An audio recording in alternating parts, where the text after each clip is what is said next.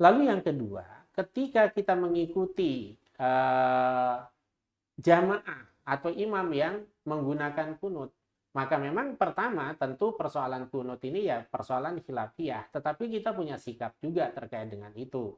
Bagaimana kita memahami ayat tentang kunutnya, bagaimana memahami hadis tentang kunutnya. Tetapi ketika kita berjamaah, kita tidak boleh mufaroqah. Nah ya, kita tidak, wah ini kunut kemudian berpisah, jangan, tetap melaksanakan sholat itu. Cuma bagaimana teknis dan caranya, maka kita harus memahami mahwal kunut. Apa sih kunut itu?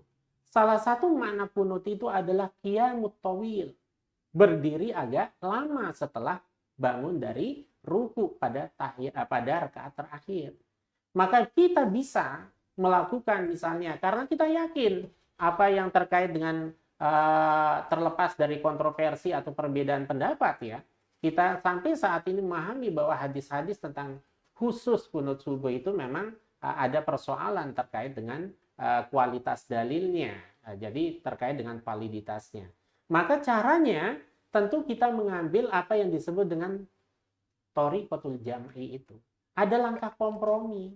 Kompromi kita di mana di situ? Menggunakan dalil yang makbul. Yang salah satunya adalah ketika orang itu misalnya kunut, maka dia hanya berdiri.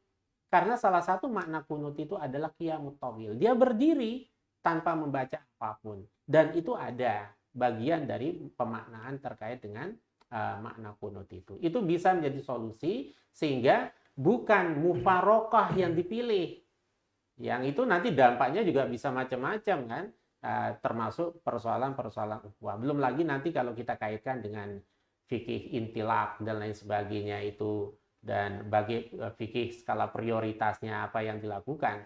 Tetapi karena ini jamaahnya sangat-sangat plural, maka saya ingin memposisikan jawaban menjadi satu jawaban yang tidak gamang ya, tidak gamang. Kecuali kalau kita berdiskusi, kita bisa menyampaikan berbagai argumentasi bagi yang memiliki dasar ilmu, wawasan dan sebagainya. Nah, untuk secara luas saya katakan pilihannya adalah bisa qiyamut tawil. Tetap dia hanya berdiri saja tanpa mengangkat tangan, tanpa berdoa, cukup berdiri. Nah, sehingga ketika kemudian imamnya itu sujud, ya baru ikut sujud. Itu solusinya. Makasih.